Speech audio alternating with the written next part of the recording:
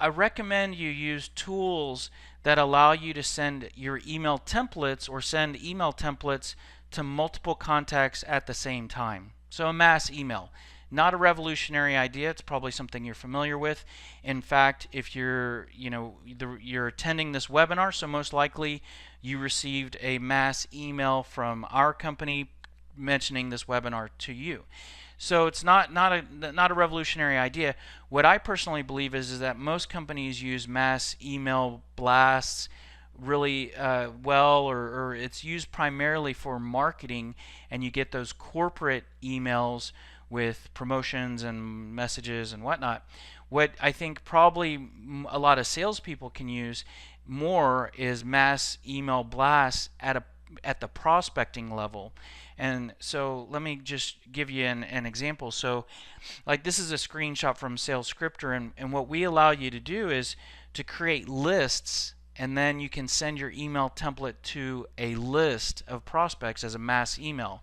So just to give you some examples here, however you organize your lists in SalesScripter is up to you, but some types of lists that you could create are, you can create different lists for the different groups of prospects that are in your sales funnel, right? So you could have a list of prospects that you've sent quotes to, but they kind of stopped there. So these are people that have received a quote but never purchased, or prospects that signed up for a demo but missed a demo. Or attended a webinar.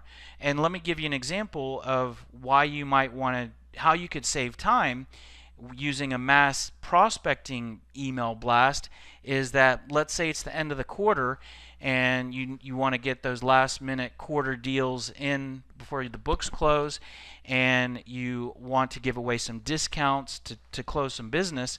Well, instead of going through your CRM and emailing prospects one at a time, you could go to your quote list that you've sent quotes to, and you could real quickly do a email template blast to all those contacts all at once, and have it personalized. It's going to do a mail merge, so it's going to look like a one-to-one email with their name, and you can say, hey, just checking in, sent you a quote, haven't heard back, and whatnot. And so that can help you to be really efficient. Again, our focus right now is talking about saving time, and saving time leads to more sales.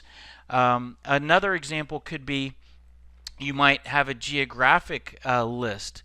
So maybe you are going to be in Southern California for a meeting, and you want to schedule appointments around that meeting so that you make the most out of your trip.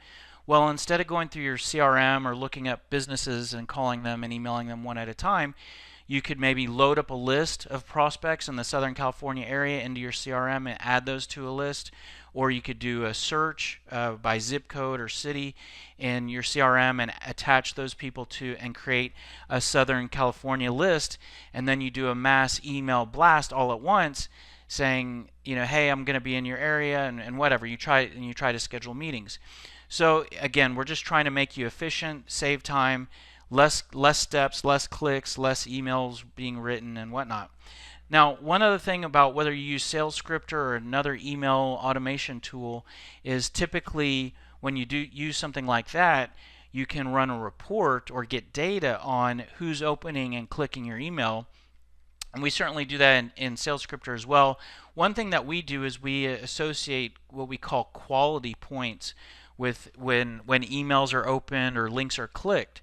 And so if you send out an email blast to 500 people, and if you do that one time, this really comes in handy if you're emailing people over a period of time, because that data of quality points is going to show you who is your best prospect and who's engaged with your emails.